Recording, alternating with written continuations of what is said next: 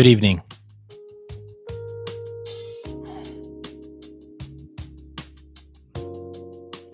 It's a little bit later than we normally get started here. Happy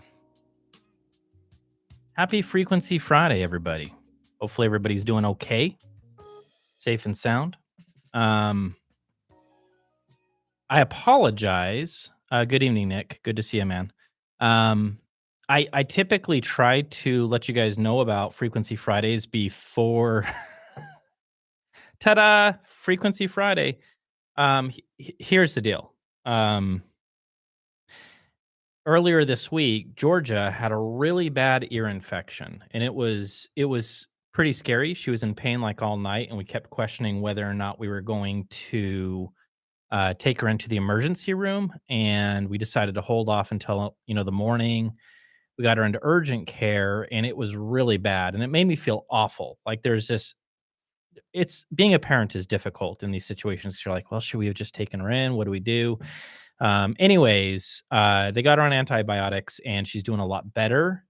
And then the day after, Elliot got really sick. So I was up all night with Elliot, and it was like hanging out with a drunk octopus all night. I mean, he c- he can be a handful. So I had every intention on doing two things actually this week, which was getting another video out by the end of the week, which is gonna be of the JBL I forget the model number. Really cool JBLs, and I was also going to announce Frequency Friday and then come up with a topic and, that whole thing. But, my kids had other plans. So, yeah, yeah, yeah. Yeah, yeah, yeah. Ear infections. And it's no joke, it's like you don't sit around and wait for an ear infection to fix itself because that's not going to happen. So a little bit scary, nonetheless. It's great to see you guys. How are you guys doing? How's everybody doing? I figure what we would do tonight is let's just open this up to any questions that you guys have. I'm here to help. So, anything that you need from me, I would be happy to lend a hand and give you advice, whether it's, speaker placement or whatever you guys got. Throw them at me, and as per usual, I will try to answer every single question that comes our way. And I'm already trying to research one question that I was just asked because I'm really bad with model numbers. I can never remember model numbers. So give me just a second here. It is, yeah, I thought it was this, the 4309. JBL 4309. That review is like 90% there. I need to take measurements at this point because I've already made up my mind on the speakers, and it's going to be a very positive review. Um, I I really like these speakers a lot, and I kind of feel, to be honest with you guys, this this is just one of those horn speakers that I've really, really appreciated, like in all its glory. Like I feel like they really nailed this particular bookshelf stand mount bookshelf speaker. It's just a great, really well balanced bookshelf stand mount, horn loaded paper pulp woofer. Mm, yes, JBL. That's what you do. This aluminum cone nonsense. Are you kidding me? Knock it off. Paper pulp. That's what we want. Anyways, JBL 4309, kind of a throwback retro type look. It's got a beautiful veneer finish, and then on the front baffle where you pull the grill off, it's got this really cool blue color that just looks vintage as heck and awesome. And it's got built-in attenuation for the tweeter as well. So yeah, the JBL 4309. If you guys have questions about that speaker, I'm happy to tell you everything. I'll give all the secrets away. It will be a very positive review. There's no doubt about that. I haven't taken the measurements, and I fully expect that this will be one of those scenarios where I'm just not hearing anything that would ever make me go, I'm definitely gonna see something not great in the measurements. I'm not experiencing that. So I expect that this will be one of those speakers that measures really well. So yeah, cheap audio man in the house with the super chat, 25 bucks. Thank you so much, man. I appreciate that. If you guys haven't noticed, Cheap Audio Man has a really cool new YouTube. What do we call these? Profile pics for YouTube. He looks really awesome and menacing, like he's been benching small children. He could probably do it. I mean, I wouldn't. He would ask for help, but he could probably lift Georgia. Maybe he's pretty tough. He's pretty tough. Fun fact: there has been many arm wrestling matches between Randy and I, and he's gotten me a few times, just a couple times, you know. So yeah, yeah. All right, guys.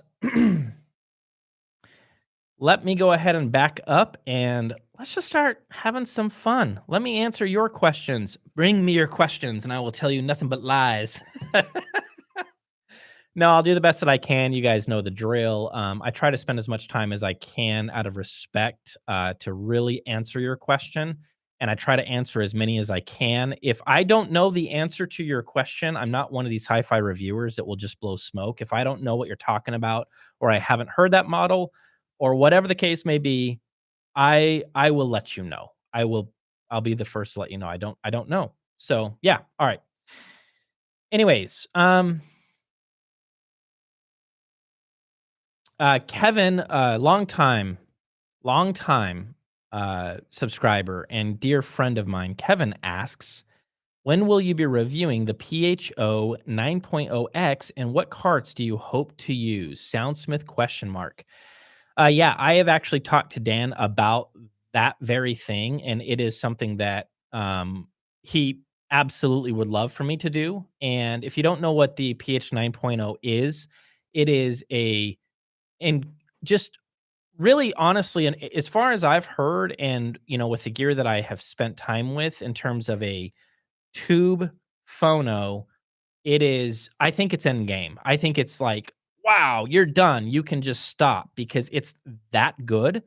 And it just gives you this holographic type soundstage to work with. My wife is dancing right now in a nightgown, mind you.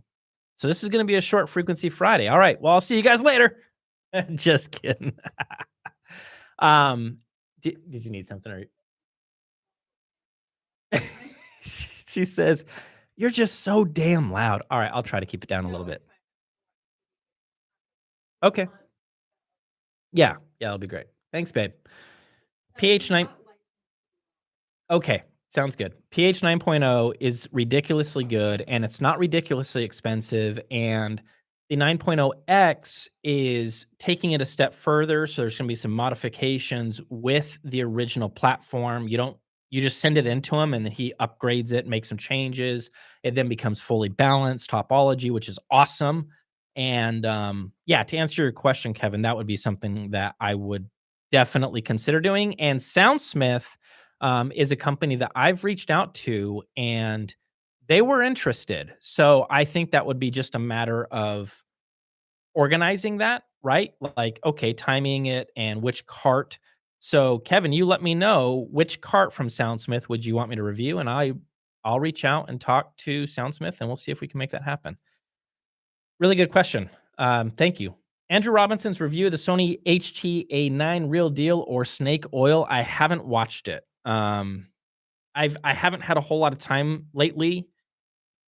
I do my best, and this is the honest. I wish that I could watch everybody's reviews just to kind of see what's out there. I enjoy it. It's something that I feel like I can always learn from and kind of get an idea of what everybody's thoughts are. The only person that I make intentionally will make time to watch is Randy, because Randy's a very close friend of mine. And when he is like, "Hey man, can you check this out? See what you think," or "Hey man, this is hilarious. It'll make you laugh." He's always right. Like I'm like, that was hilarious. And so I haven't seen The short of it is, I haven't seen that review, so I don't even know what the deal is. Is it like a home theater in a box that Andrew is excited about? Um, I'm guessing like HT home theater, so I'm assuming that it's like a all-in-one type thing. But no, I haven't heard it, so I don't know. Chris says, this is Chris Midkef. If I'm saying that right. I've been watching your stuff on room treatment panels and such. How do you handle glass? Entire back wall of my room is made up of 4x8 glass windows. Chris, I feel your pain, brother. So in my room, I do have some really big windows off to one side, right? So I'm kind of sitting in the living room and I have fireplace, bookshelf, couple of other things here. And then beyond that, I have glass door glass. So I've got some issues here that I need to deal with. And I did two things. So on the glass side, I just happen to have, what do you call it? Like a window bay? I don't know what I'm talking about right now.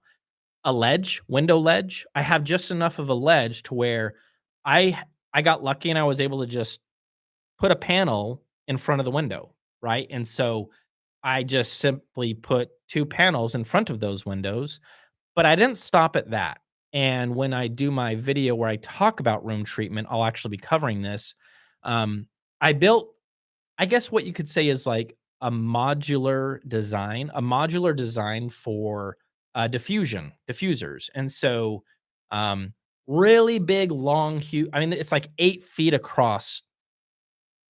Kind of hard to explain.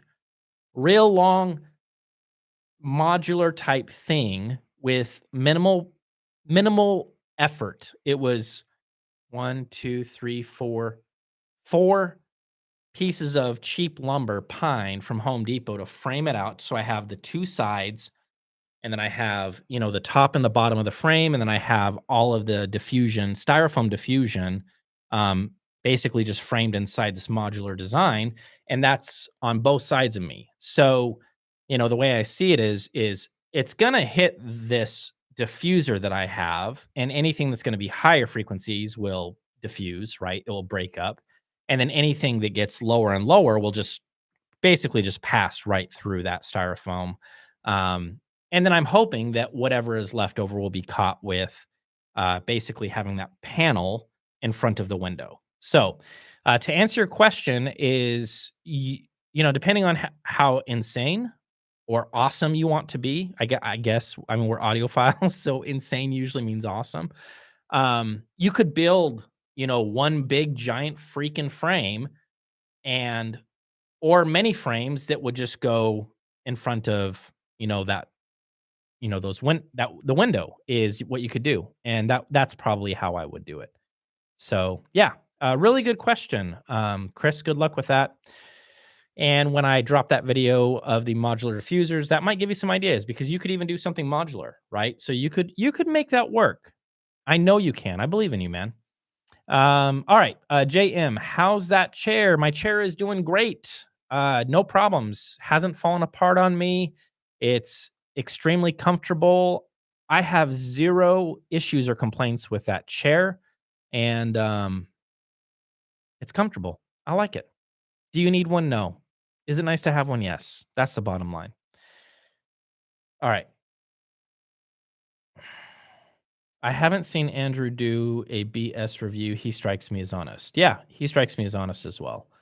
I would definitely say that right up front. He strikes me as he reports what he hears. I've seen enough, ups and downs of different reviews. It's not all, this is a unicorn, this is a unicorn, this is a unicorn. It's like, oh man, come on, stop. It's ridiculous. So, yeah, he strikes me as being honest. Yeah, aluminum cone. Ugh, I totally agree with you, man, Nick. Ugh, no thanks, man. All right. Unless it's funny. I just said that and I realized I shouldn't say that because I really like the Unifies. I like the Unify 2.0s a lot. Um, it could just come down to who's doing it and how they do it. You know what it comes down to? If you're Andrew Jones and you have my permission to do whatever you want to aluminum drivers, and if you're not Andrew Jones, then no, you don't. Maybe that's all it is. Yeah. Hey Ron, have you had a chance to hear the KLH M5? If so, recommendation for an integrated pairing under 2K. This is from Justin Hunley, and I know the reason you're asking that is the ridiculous clickbaity thumbnail for the 5 reasons your hi-fi sucks. I haven't heard it, and it is killing me because the day that I got that in, I knocked out that video, I got it published, and then Elliot got sick. And so the only thing I've done with that one speaker is taken a picture of it, and I still have the other one in the box. So, um, the second, Justin, that I get my ears on those, if you don't mind, Justin, shoot me an email, bro, ron@newrecordday.com. Just say, "Hey, KLH, KLH M5," and I'll give you the lowdown. Just you, buddy. All right, man. Let's take a look here. Hello, Ron. What is the warmest bookshelf speaker that has the best warmest mid-range? Um, you know, I would say that the guy that you want to talk to is Randy, Cheap Audio Man. He has spent far more time than I have with more bookies, with more bookshelf speakers. I would say at least under that $1,000 bracket. But I will say one speaker that came to mind immediately is if you wanted to dance with like a Harbeth P3 ESR or yeah, I would say like an LS, what is it? An LS35. Is that what the Harbeth P3 ESR is based on? Somebody down here let me know in the comments. I think that's right. Those are all technically like from the way that I describe warm, they are all technically warm because they all drop off like a rock, like after 12K, 15K. They just nosedive. And so those are speakers that I would say are definitely warm, and there's an emphasis on human voice that is really good. I mean, you can say that about a P3 ESR is, yeah, it's not like a great all-around loudspeaker, and it does have flaws, and it does things it can't do many things that other bookshelves around that same price point can do, but man, it does nail the human voice, and it sounds really nice. So, yeah. Yeah.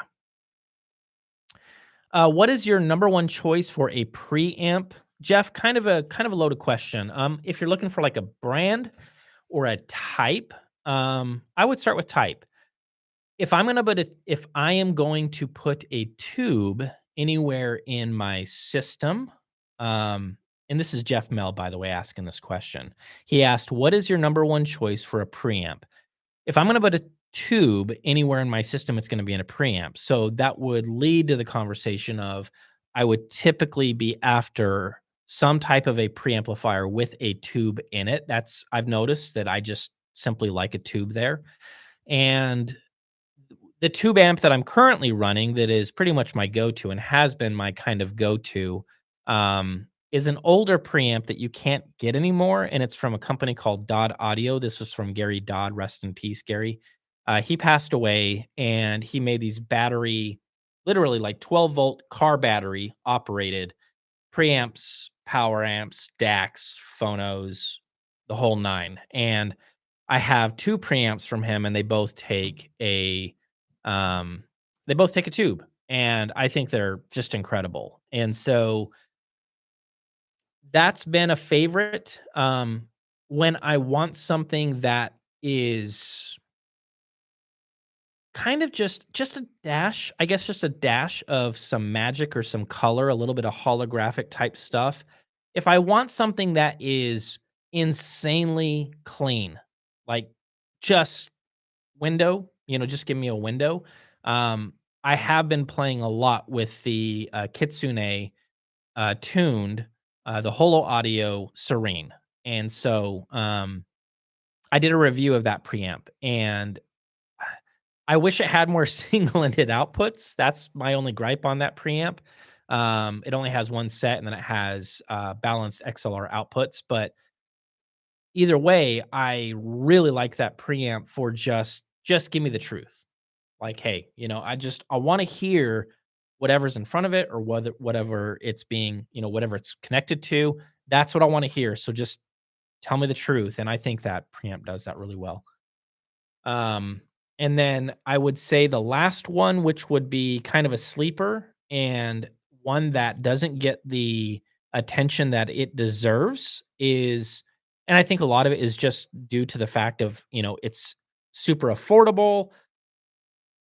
I gotta say it, the Freya Plus, the shit audio Freya Plus. Every single time that I have spent time with that preamp, I'm just amazed at what it can do for its asking price. We're talking below $1,000, and you have a not only just a tube preamp, but you also have a passive and then JFET buffered preamp. So did a review called Three Ways to Hi-Fi. I would encourage you to check out that one. That is a fantastic preamp and highly recommended for its asking price.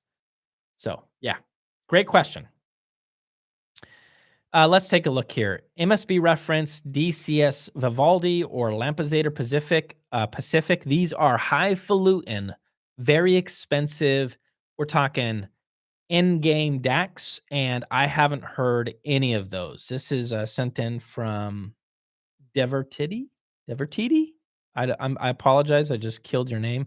But yeah, MSB reference, DCS Vivaldi or Lampezator Pacific. I don't know because I haven't spent time with any of those decks. So yeah. How do magnets work? That's from Golden Sound. And that is the question of the night. How do magnets work? I don't know. I have no idea.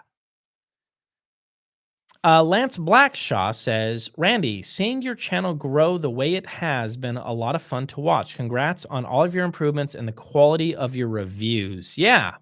Round of applause for my dear friend, Randy, the cheap audio man. Round of applause. I got a noise get on and I don't want to do that. But yeah, dude, Randy he's as good as it gets. I'll say that. And he's a dear friend of mine. So yeah. Yeah. I would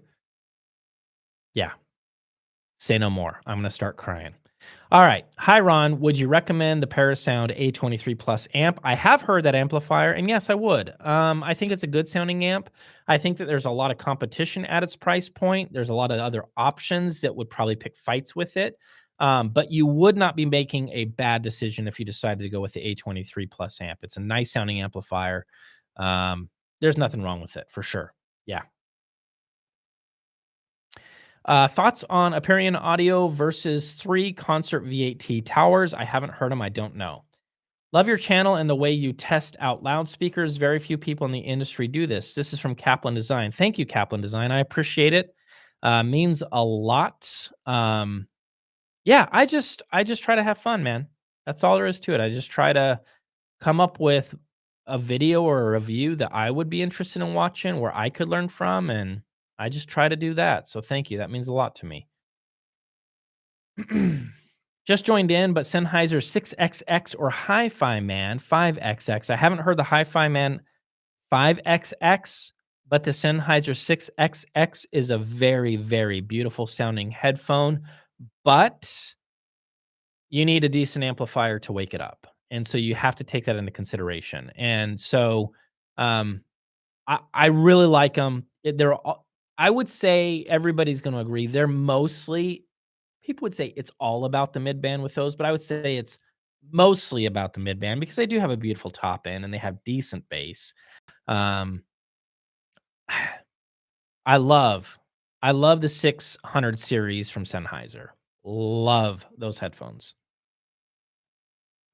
Ron, do you ever not wear a hat? I cannot wear a hat and headphones at the same time. I always wear a hat. I'm a hat guy. Once I started losing my hair, I was like, okay, time to get used to hats. So I wear hats all the time. You will rarely see me without a hat. And I do wear hats in my home. And I guess that bothers people on the YouTube networks. There's a lot of comments. You'd be surprised how many comments that are really upset that I'm wearing a hat in my house. It's really weird.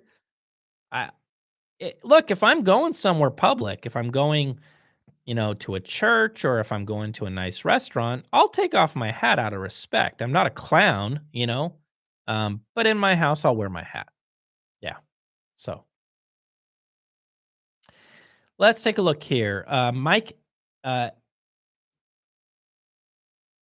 Elsley is asking, I'm in the process of assembling the NX Studios and I'm looking at an integrated amp options, checking out the Blue Sound Power Node, Shit Vidar with maybe a Saga, and the Peachtree Nova 150 thoughts. That is a great question. Between those two, I'd probably go with the Vidar. Yeah, I would go with the Vidar. Uh, you're in for a treat, man. That's gonna be insane, Mike. I am curious if you do have subs. One thing about the NX Studios is they don't drop bombs, right? I mean, it's a sealed cabinet, and so, you'll be hitting in room dependent on your room into the 60s, somewhere in there, but not much lower than that. So you really do need a sub to, reach up to them. But between those two, Peachtree Nova or the Shit Vidar, I would go with the Shit Vidar myself. And you're gonna be totally blown away with that. That's gonna be awesome. M6s should be here next week. Been a long wait. I am full blown music withdrawal. Need a fix, dude. You're gonna love them. Um, the M4s and the M6s. I I just I'm so happy that we're seeing this move or this direction from Spatial of let's not just do the M3. They got smart, very smart, because they're like, hey, you know what? We can't expect that everybody has a big giant room, or we can't expect that every single audiophile or music enthusiast out there has a spouse, that says, hey, yeah, go ahead and get the biggest speaker that you can get. They might not feel that way.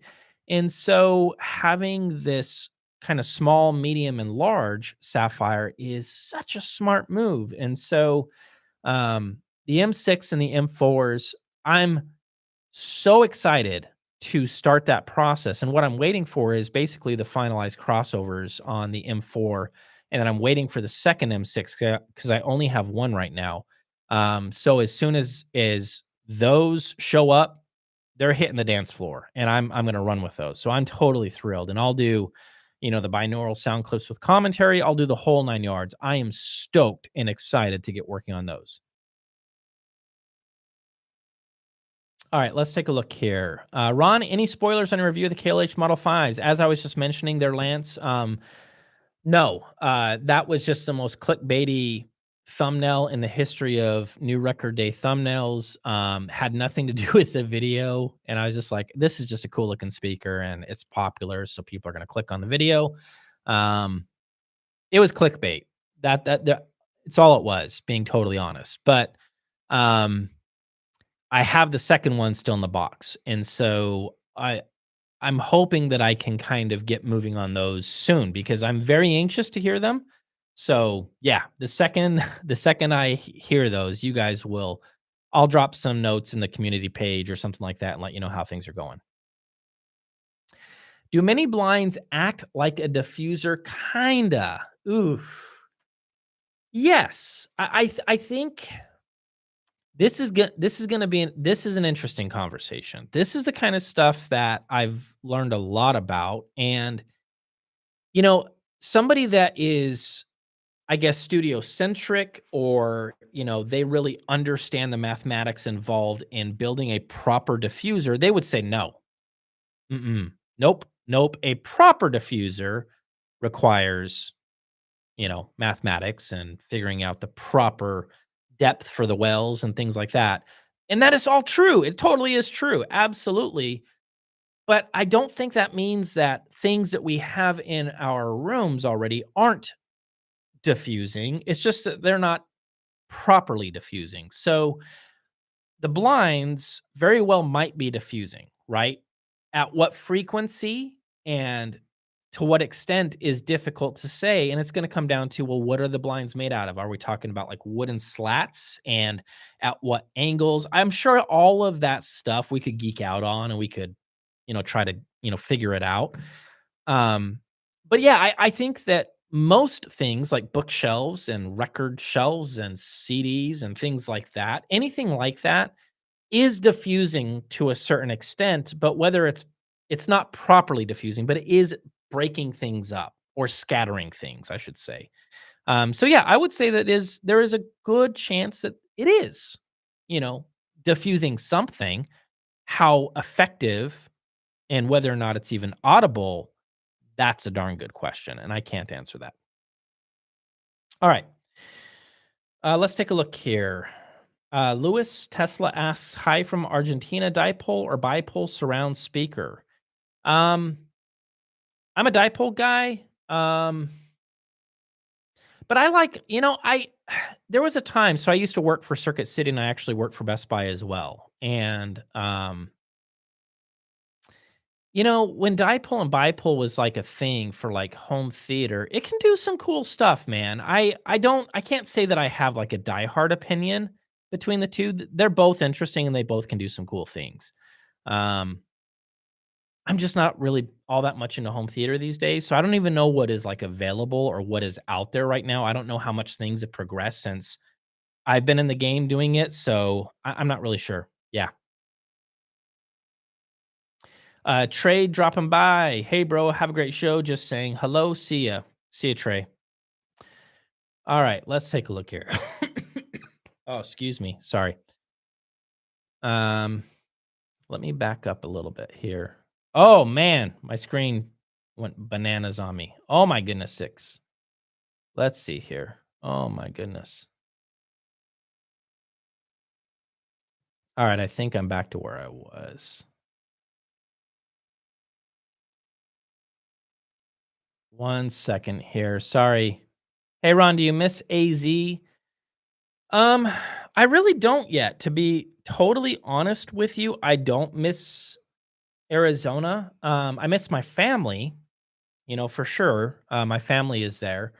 My brother is there, and we're very close. And so I definitely miss my family, but I gotta be honest with you, I was kinda sick and tired of the insane heat, and it's been refreshing to be in Texas. We lucked out because when we showed up, it was just beautiful weather, and it's been really nice weather since then, so it's been really, really nice. You look great in the chair. Thanks, Michael, I appreciate that, man.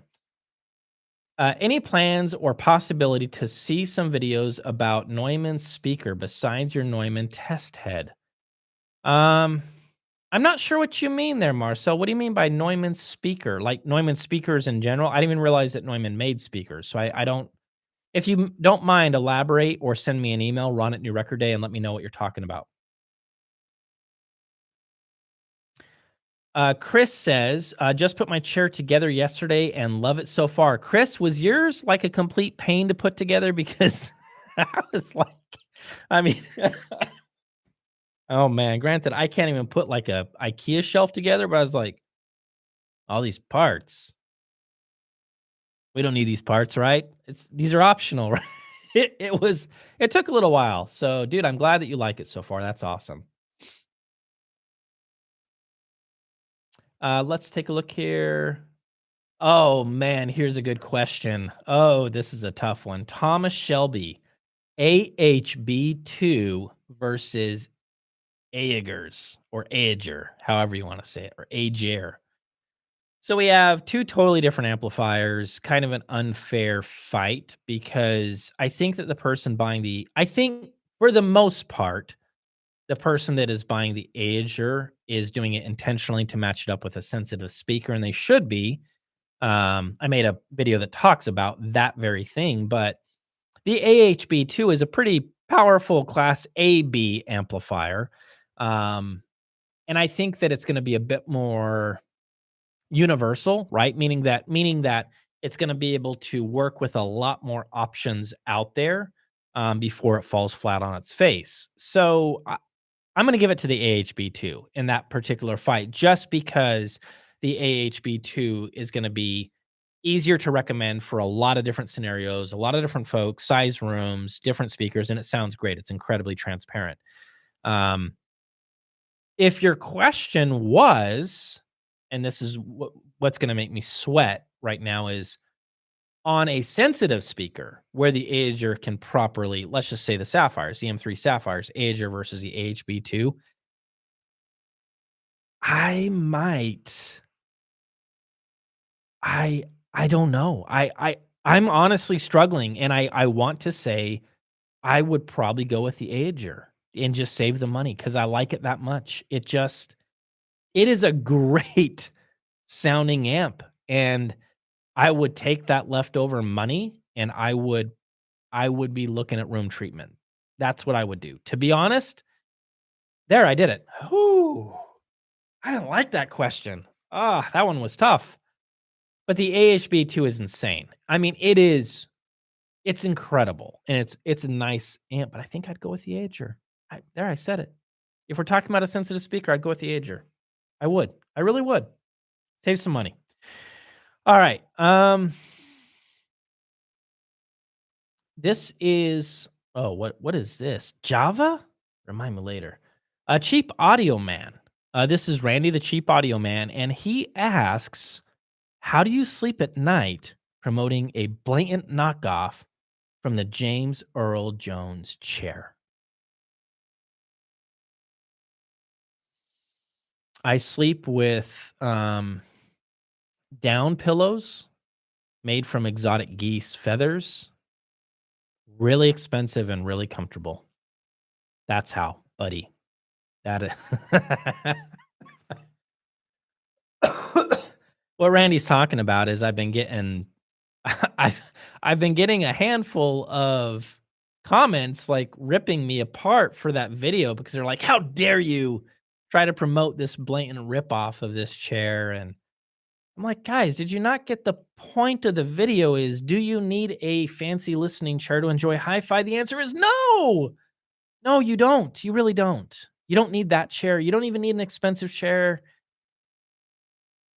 At the same time, I chose, you know, to buy that chair. I made the decision. That's on me to buy that chair, and I like it. You know, it's like, make up your own mind. You know, it can get interesting running a YouTube channel and dealing with the insanity that is out there. People just get crazy. Get crazy. Hi, Ron. How are Kinky Studio amps? Are they worth investing? Yeah. Actually, the EXM1 Plus is over at Randy's right now. He's had it for like 6 years. And as soon as he hears it, um, I'll have it back, and I want to throw it back into the rig, try a couple of things with it. And I'm anxious to see what Randy thinks and see what he hears out of that thing because I really like it. It is a very smooth, very balanced, very easy to listen to amplifier, and it is insanely powerful. Um, one of my one of my subs here, Martin, just showed up and he corrected me from earlier, by the way. LS35A, really cool guy. Martin, well, welcome to the show, by the way. So yeah, if you're looking for like a warm bookshelf speaker, what the question was before, what would I recommend? Kind of a broad question, but I said, hey, the Harbeth P3 ESR is certainly my definition of a warm speaker, and so is the LS35A. That is a warm sounding speaker, but they're beautiful sounding. So yeah, go with those. Ron, do you have any experience with my tech? No, I do not. I do not. Hi, Ron. Have you heard of Heiko Aurora 700 speakers? I have not. Nope. Check them out. Okay, give me a second. Highlight. Note. I will check them out. Thank you. I appreciate that. Dentons are considered warm. Yeah, actually, I was going to mention that. That is true. And some of the Wharfdells that I know that Cheap Audio Man, Cheapskate Audio, I think his name is Cheapskate Audio. Randy's laughing right now because he knows where that's from. Um, yeah, I think that some of the Wharfdells he's reviewed are warmer, so you might want to check with Randy. He knows. Ron, I currently only have speakers and I have been trying to save up for the rest. I seem to be stressing out over how to budget for electronics and room treatment. Any thoughts on how to plan? Kyle, that's a great question. So, this is a question coming in from Kyle, who has speakers. He's now going to get into the electronics and then he's going to get into the room treatment. So, Kyle, I would say this, bro. To get by, um, if you need something cheap, there's a lot of cheap amps out there that crazy cheap that will get by. I would be investing in room treatment. And then later, save up your pennies and start improving your gear. Um, there's a reason why in that video that I did that room treatment is number 2. Those were in order, by the way, of importance. So number 2, the number 2 reason that your hi-fi sucks is you don't invest in room treatment. And so, Kyle, I would really encourage you, speakers, got to have speakers, right? Invest that in room treatment. And if you don't have enough for anything fancy pants, get yourself a $100 amp on Amazon, get it up and running.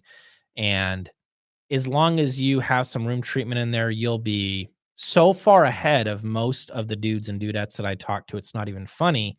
And then slowly but surely, you can start working your way up and swapping out some of that gear.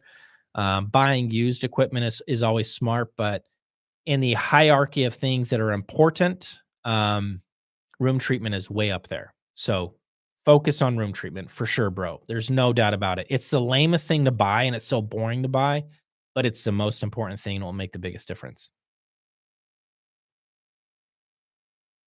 What do you think of the Walsh 500 tall speaker? I don't know. I did spend time with the Walsh 1000, and that was one speaker in my history of reviewing that I actually sent back because I just didn't care for it like at all. It was gonna be not a nothing positive to say about it, to be frank with you, and that's gonna surprise some folks because there's a lot of fans out there that love the Ohm speakers. They're just not for me. It's almost like the exact opposite of what I'm listening for and what I'm going for, and what I mean by that is those speakers are designed to be placed back up against the wall and just kind of a weird it's just a weird sound, and I don't appreciate it. I don't like it, and so I don't know if those 5,000s would be any different or if I would dig those at all.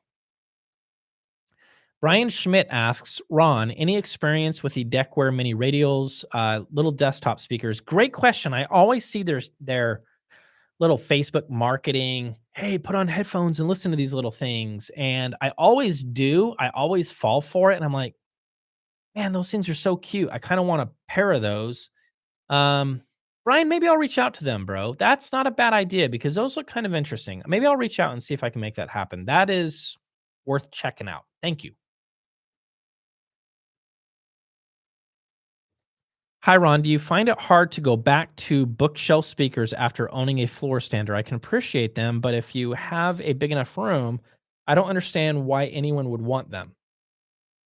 That's a great question. And I think I know the answer to that. The answer to that question could come down to, and I've talked about this, is when you have a speaker that drops off at a certain frequency, bookshelves typically drop off, let's just say 50, 40, somewhere in there, right? Most of them.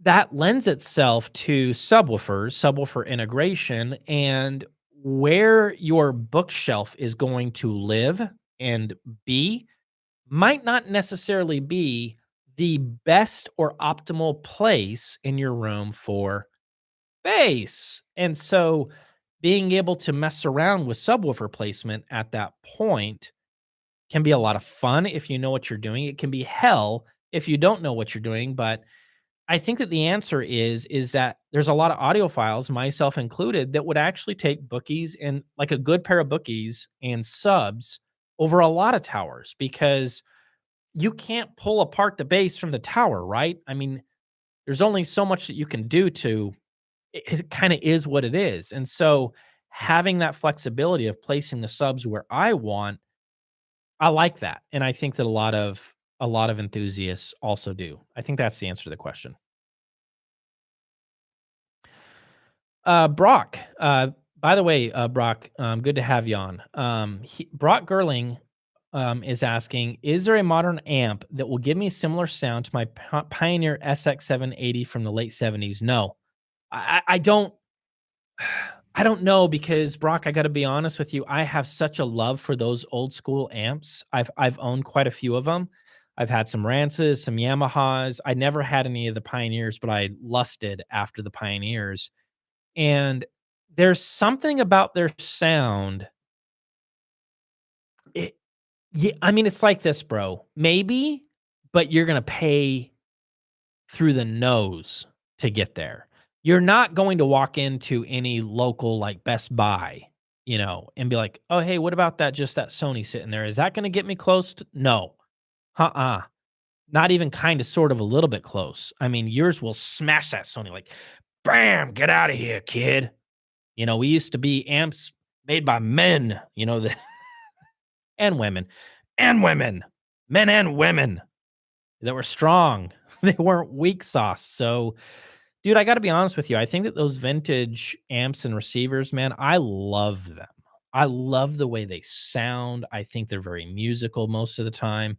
They're not all like that, but if we're talking about like an SX 780 or any of the Marantz 22 Silver Faces or the Yamaha.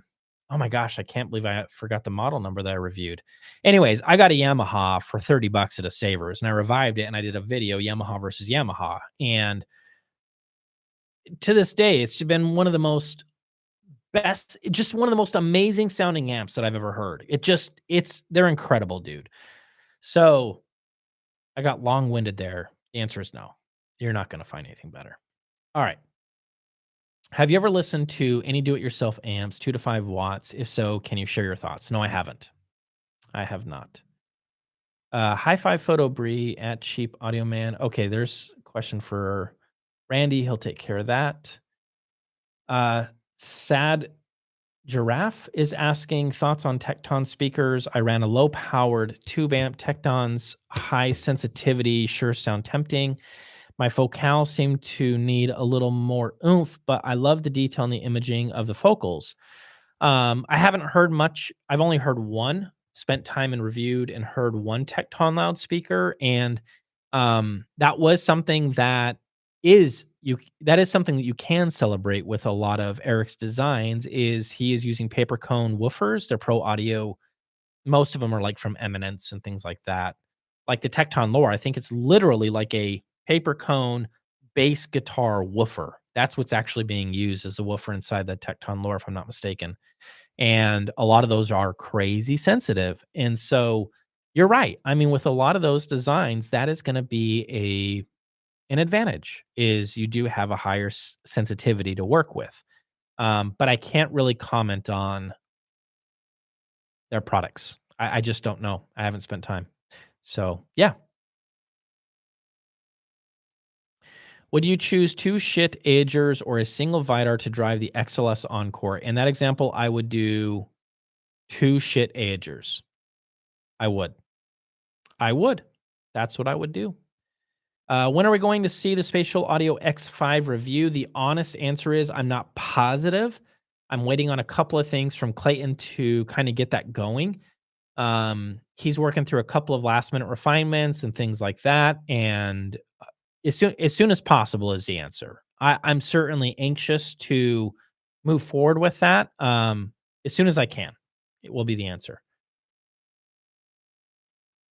Let's take a look here. Benny K's bandwidth at Ron. Long time no see, my friend. How was the move? The move was awesome. Thank you for asking. I appreciate that. Have you heard any Spender D series? If so, impressions. I have not. Let's just take a look here. Hey, we got a super chat. Thank you. That's always awesome and super helpful. Means a lot. So this is from Charles Heights. We got a super chat, and he says, "Would you choose two shit agers or a single Vidar to drive the XLS Encores?" And I already answered the question. I would get two agers, for sure. Yep. Um, I'm assuming, Charles, that you have the Freya or the Freya Plus, the Freya S or the Freya Plus. Let me know. But I have personal experience with two agers, Encores, and a Freya Plus, and it's magic. It's very, very good.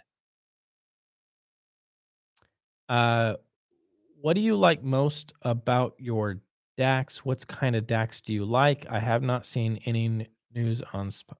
Couple of questions here from X Gamer Chris. The DAC, my reference DAC is the Holo Audio Kitsune tuned May DAC. It's an R2R DAC, and its reference, it's pretty pricey, but it is insane. It's like being out in the heat, working out in the heat, sweating your ass off all day, working yourself to the bone, and then at the end of the day, just falling in a perfectly cool swimming pool. And you're just like, "Ah, that is really nice." That's what the Maybach sounds like to me. That's what it sounds like. That's it. Techno Dad in the house. My friend Shauna, Techno Dad, causing trouble as per usual. As per usual. Let's take a look here. Sorry, I'm just scooting forward, seeing if there are any other questions here for me.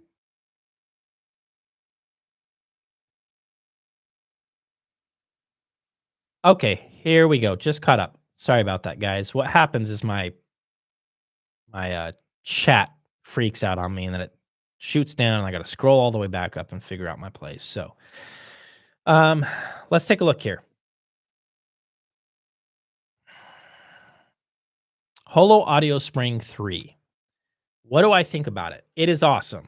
They might have made it too good, to be frank with you, because it's very close. It shares a lot of the same attributes, a lot of the same things that I love about the Maybach, but it has a secret weapon that makes it insanely flexible, and I think a lot of you guys are gonna dig it, and that is it has trickle down DNA and technology from Serene, which is it has its own preamp built inside it. So now you have an unbelievable R2R and insanely good sounding, beautiful sounding DAC, and you have a remote with volume up and down because it now has, variable abilities, which is insanely cool. So you don't have just a fixed gain, you actually have a module in there that allows you to adjust the volume on it. So that is really cool. It's really cool. So, if you're like, "Hey, I'm only gonna be running digital and I don't need, additional analog inputs and things like that or routing options. I don't need it to be a hub. I just need volume on basically a DAC and I'm only listening to digital," then I think that the Spring 3 is a very compelling option at its price point. Really, really good.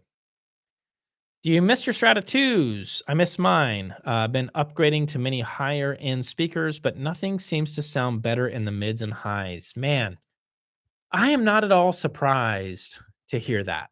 And if I was to be honest with you, I do. I not only miss my Stratas, but I miss my Anthony Gallo 3.1s. They're just the other day, funny enough, I actually just checked Audio Gun. I was like, is there a pair on there for what are they now, like 1,200 bucks? Should I just do it?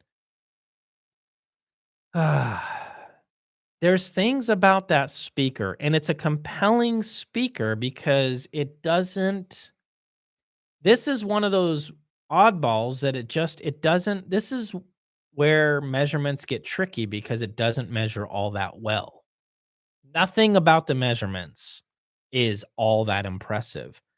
And yet, kind of what you're saying, I feel the same way is I have experienced so many different loudspeakers that in some ways are better than them, in some ways surpass them, but those Gallo designs, they do this thing that you just got to hear. For me, it's that disappearing act, vanish like no other speaker. It's crazy. Techno Dad, and he is a home theater guru. He is saying bipole, not dipole, bipole.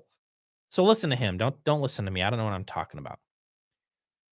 Hey Ron, what gets your vote and why? GR Research, XS Encore, Zoo Audio Omen, two different flavors. Curious, and to make it interesting, how would you rate HPM 100 against them? I don't know what an HPM 100 is. I've never reviewed or spent time with any of the Zoo Audio stuff, but I'm going to tell you something that is public knowledge. So it's going to sound as if maybe I'm I'm being negative, and I'm not. I'm actually saying something that is true about kind of the mindset of, you know, how those speakers are made. And it is almost the exact opposite of how Danny approaches loudspeakers.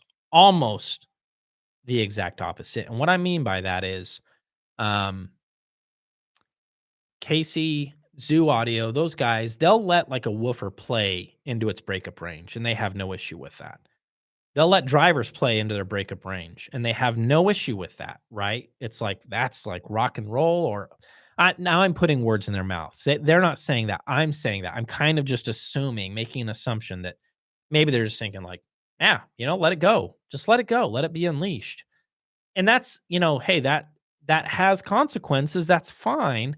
Um, Danny would never ever design a speaker that he would allow it to break up into breakup modes. And so what I mean by that is, a driver has its own natural tendencies. You put a driver in a box and then it's going to give you some kind of a curve of where it's going to roll off and what it's going to do. And after it's done rolling off, when I say a breakup mode, what happens is after it's done rolling off, there's going to be something down here where it goes, ah, I'm going crazy over here. And that's kind of how it sounds. Ah, because what's happening is there's distortion. There are things happening in that driver because it's getting higher and higher than it is intended to play, than it can play, what it should play.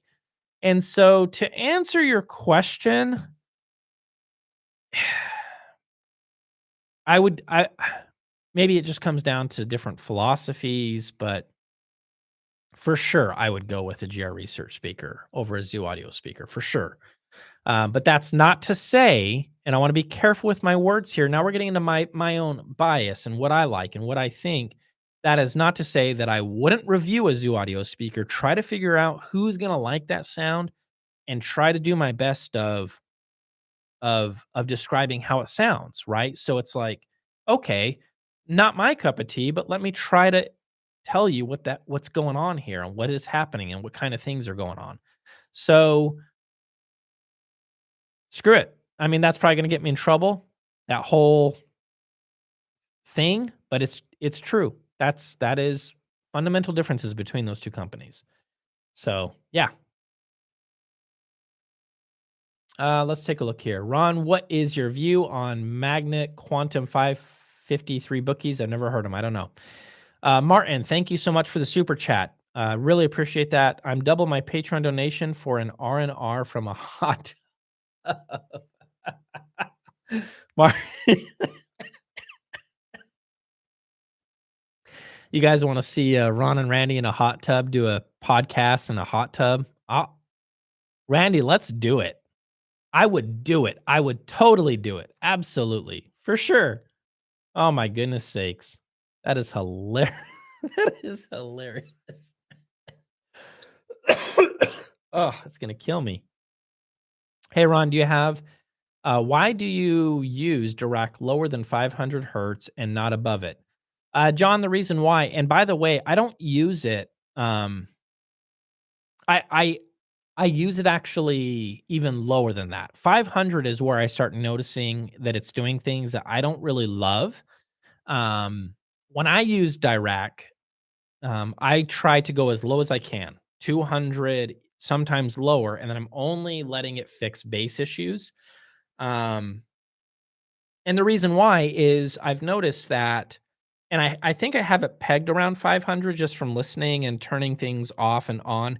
Anything above 500, getting it, hard to mid band, male vocals, female vocals, I I think it might be robbing me of some detail retrieval. It might be robbing me of some kind of just subtleties and spatial cues, nuances, little tiny nuggets of packets of information. I kind of feel like it closes them off, and I don't like that about it. So still powerful, incredible, many things that you can do with the rack, and it can be a lifesaver when it comes to bass, but anything above 500 hertz, it's not my favorite. Hey Ron, how important is it for you to have the tweeter at ear height when doing your listening test? It really depends on the speaker. And it's not so critical or important that I'm sitting there like a madman trying to get my ear exactly the height of the tweeter. Actually, I find that on a lot of designs, usually if my ear is right between the tweeter and the woofer, somewhere smack dab in the middle, that usually is a sweet spot for me. So it's not super critical. It really isn't. I don't stress out about that kind of stuff. If I'm a little bit higher or lower, I won't freak out unless I'm reviewing a speaker where I immediately hear, where did the top end go? Usually that would indicate that we have like a vertical issue, meaning that when I do go to take measurements, so that's my cue to think about this. Like, okay, I'm noticing as I stand up or sit down, I'm having that entire top end kind of drop off. Something's going on. Usually that is a note like, hey, vertical, not take a look at that. And so when I go to shoot measurements and I start moving that microphone up, a lot of times what I see is on that vertical, we have a hole in the response or the top end starts to sag. It's usually a mess. And so there you go. That's why. That's why. Neumann makes near field studio monitors. I did not know that. I don't review studio monitors, so to be honest with you, I doubt that I would go down that road. That was from a question asked earlier, by the way. Somebody's asking if I would do Neumann speakers, and if it's studio monitors, probably not.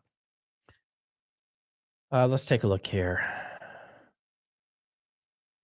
Ron, have you released a top 10 demo tracks list to test your system? Will you? Donnie, that is a so Dan Donnie Mulligan is asking if I can release a top 10 demo tracks. Yeah. Yeah. That's a great idea. I'll totally do that. You got it. Donnie, coming up 4 to 48 weeks from now.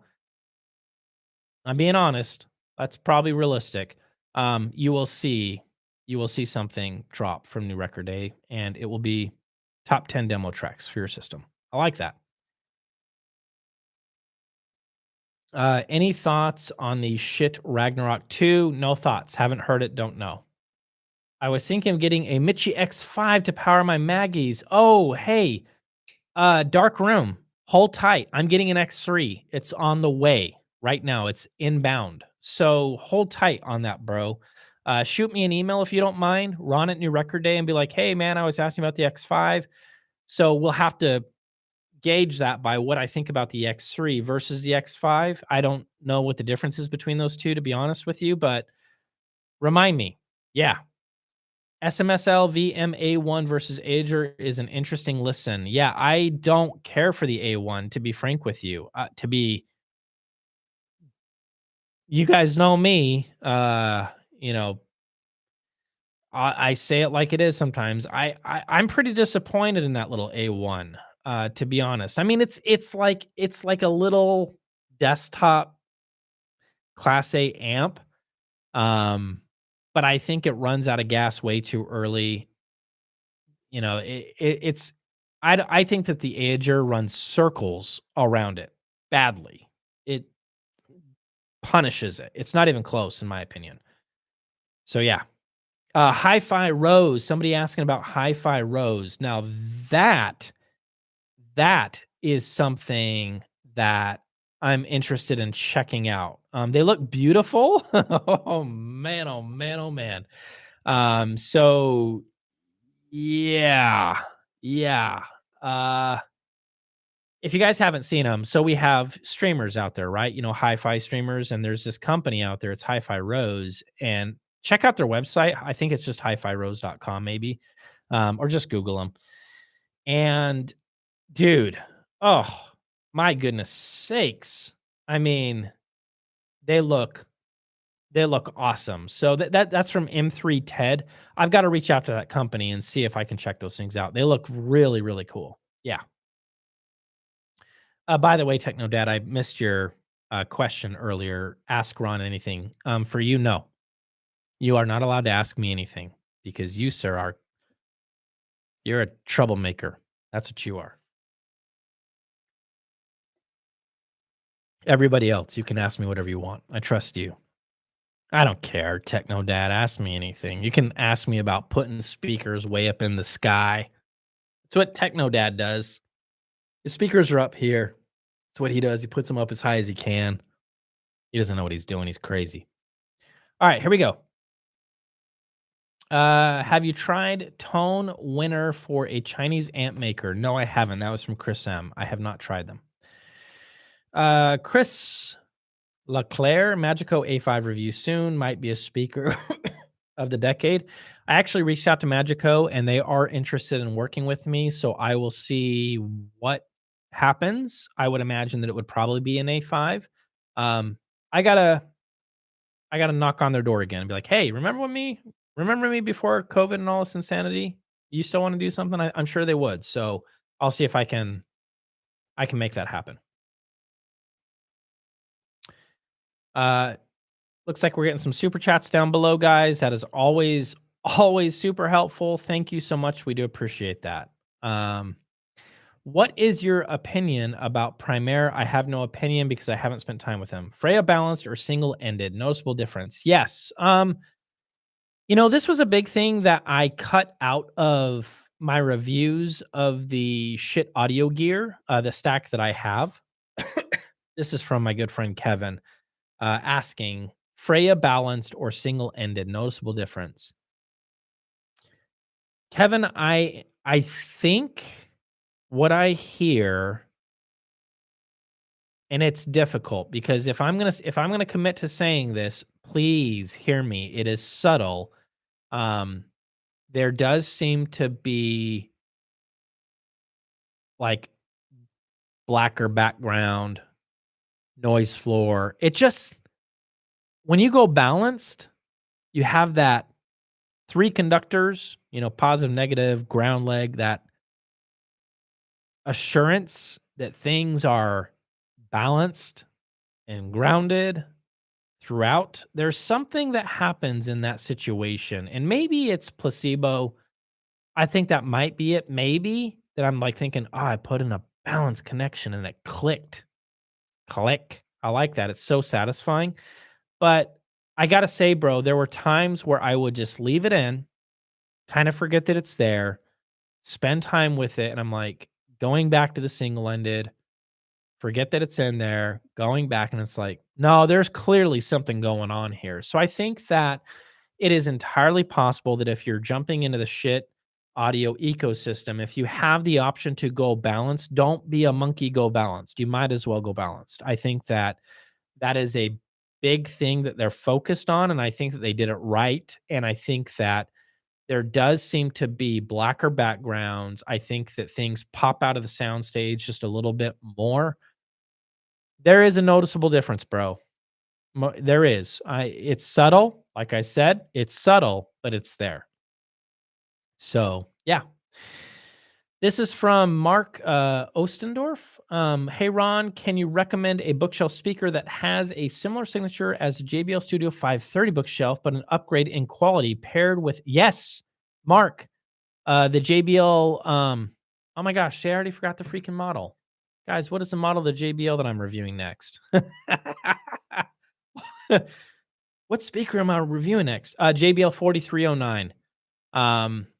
Dude, it is exactly, you know what, Mark? It's exactly that. It is a Studio 530 that is better in every way. And that review is supposed to be out this week, the 4309, but I need to take measurements. I'm convinced it will measure great.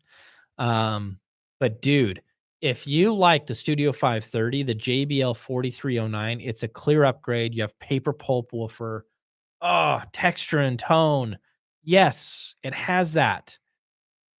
Phenomenal sounding loudspeaker. I think it's definitely a jump up, if you're into that kind of horn presence, that sound. You know what I'm talking about, that sound where it's like, man, only horns really do this. So yeah.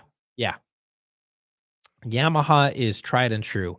Paul, no truer words have ever been spoken as that. Ruben Harris says, yo, Ron, love from Australia. Right back at you, mate. I've got an integrated amp and need a bit more power. Thinking of adding a power amp and use the integrated as a preamp. Would you recommend this or getting a new integrated? Bro, this is an easy one. If you flip that integrated amplifier around and you do see a pre-out, then you're golden.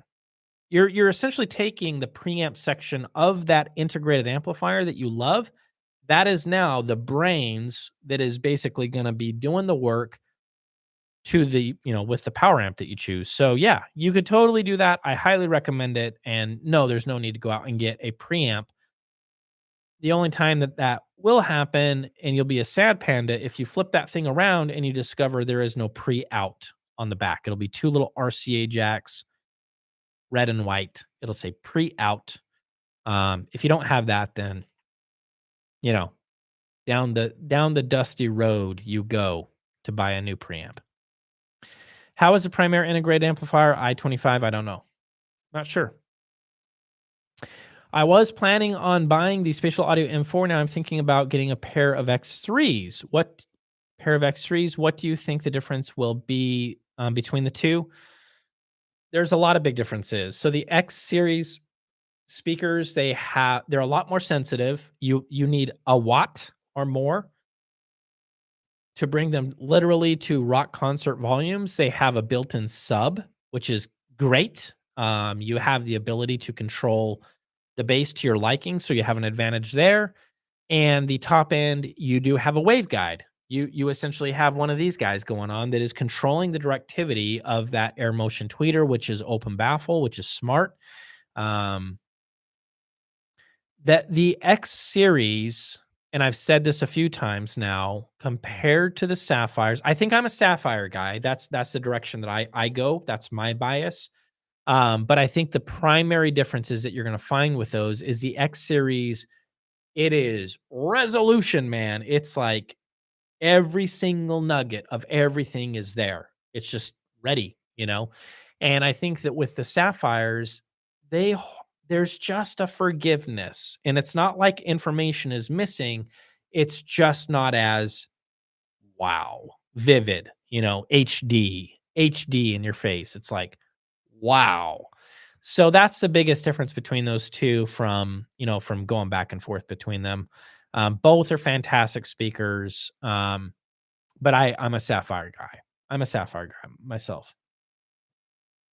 Any experience with BAT, balanced audio technology? No, but I would love to. And I've always been curious about their gear. So I don't know much about their stuff. If anybody wants to help them out, BAT is a very popular brand. I'm sure there's some folks in here that have spent time with them. Let's see here. Love the channel and your approach to hi-fi. Hey, this is from Lefty McBone Chops. Love the channel and your approach to hi-fi. Thank you, man. Especially speaker placement and room acoustics. Thank you. I appreciate that. Question: what's the difference between a preamp and a phono stage? Well, they're both preamps. When we say a preamp, we're talking about a preamp for all different types of connections, line level connections. A turntable needs much more amplification, right, to wake up this little teeny tiny signal. And that is the purpose of a phono preamp. Is it's going to be it's going to have more gain. It's going to be a more robust amplification section to boost that level up to where we can hear the turntable. And some preamps, just not to make this too confusing, will have a built-in phono preamp inside of it. So it's a preamp with another preamp inside of it that is dedicated to just that turntable's little teeny tiny signal. So hopefully that helps. Yeah, good question. Great question. Thank you. Let's see here. This is from Dem Trees, and he or she says, "Hi, Ron, big fan. Could you say a few words about the general sound differences between the Maggies? Take your pick and open baffle cone, such as GR Research and Spatial." Yes, I can. I'm going to start this by saying I love Maggies. They sound different, right? Tone, texture, everything about their sound is different than Spatials, GR Research, open baffles. It's a different animal. It's a different thing. and they will image like a mother bear. I mean, soundstage, imaging, disappearing act, they do all that. Holographic, no, there is no boxy sound in the room. It is all of the benefits of dipole, right? It's all there in its full glory. And they're a beautiful sounding loudspeaker. But the one thing that I've always had trouble with Maggie's, and I must say it's been a long time since I've had a Maggie in the house, and maybe with all the things that I continue to learn and have learned, I might be able to I might be able to fix what I don't like about them just through placement in the past, and that is this. If you listen to vocals on a Maggie, or at least the ones that I have heard, I think that the vocals sound larger than life. And that's not a good thing. I think that they at first you're just like, wow, that is really something else. But when you start hearing it again and again and again, I've always felt like Maggie's with vocals, they just sound bigger than what it should sound like. That's number one. Now, as I just said before people get too crazy here in the comments, I believe with everything that I have learned about speaker placement, all that stuff over the years, if I was to dance with a Maggie again, I that might have been a placement issue. I might actually be able to fix that. Setting that to the side, they require a ton of current. And they're the type of speaker where you just pile current on them, more and more current, and they're just like, "Yeah, I just keep getting better." And it's like, "How much current do you need?" And the answer is always more. "Well, when is enough?" And their answer is, "It's never enough." It's just a crazy thing where you need monster power to really wake up a Maggie, and at least in my experience, to do some amazing magical things with a Maggie. Um So that's kind of a downside, it's like you kind of have, you don't have the same flexibility of swapping out different amps. Now, the last thing I'm going to mention, and this is going to be one of the bigger things, bass on a Maggie. It's good, but you hear triple servo subs, and then you hear Maggie bass, and you're like, oh, okay, so that's that. That solves that in a quick hurry. Or you hear Maggie's and then you hear M3 Sapphire's bass, and you're like, "Oh, okay, so there's that." I am a firm believer that one of the magical things with, like, open baffle dynamic drivers, paper cone drivers, is you get this texture and you get this tone, and then you're also moving air, right? There's just something about that that a Maggie can't do, and because it can't do it, it's just not giving you that same boom. It's like, wow, that is so dynamic and so lively. It sounds freaking awesome. So those are the big things, for me as I think about Maggie's and versus like Spatial versus the GR research stuff. That would be the conundrum of picking between the two is, you know. So yeah, all right. We are an hour and 18 minutes in. I still have a ton of chats that I've missed, and I apologize for that. It's getting pretty late over here. Brent, thank you for that super chat. Dude, you are the best, man. That is awesome. M3 Ted, thank you for your super chat. I do appreciate that. Um, really means a lot to me, guys. I know that I didn't get to every single question tonight. I want to pause for a minute out of respect because I normally don't bell early, and I'm just beat, guys. Elliot was up all night last night, sick. I'm really tired. I want to get to bed. But out of respect, if there is anybody out there that is like, "Oh, Ron, you didn't answer my question. Please answer this question, or I won't be able to sleep tonight."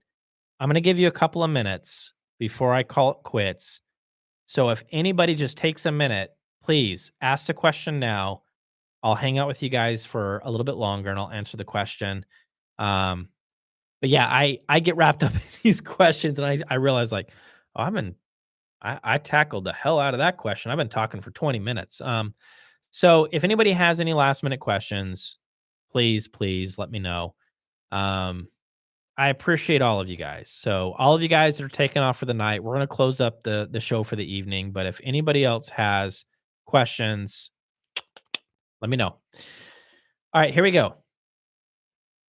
Okay, here we go. We have one coming at me. SVS Ultra Tower review. Yes, no. The answer is yes. Chance, thank you. So that'll be October, birthday month for Mr. Bernay here. Um, it will be in October for sure. I actually had high hopes to knock it out at the end of this month, but I'm not. JBL 4309 is next. I have a DAC that I need to review. And then Ultra comes in. So it'd be Ultra, depending on spatial stuff. Spatial would be somewhere in October. KLH Model 5 will be in October. And the official shootout of all of the Holo Audio DACs, Spring 2, Spring 3, May DAC in October. I need to get that knocked out. So that will be done as well. Let's take a look here. We got, what do you think of NHT speakers? Gianni, I haven't spent a lot of time with NHT, so I really don't have an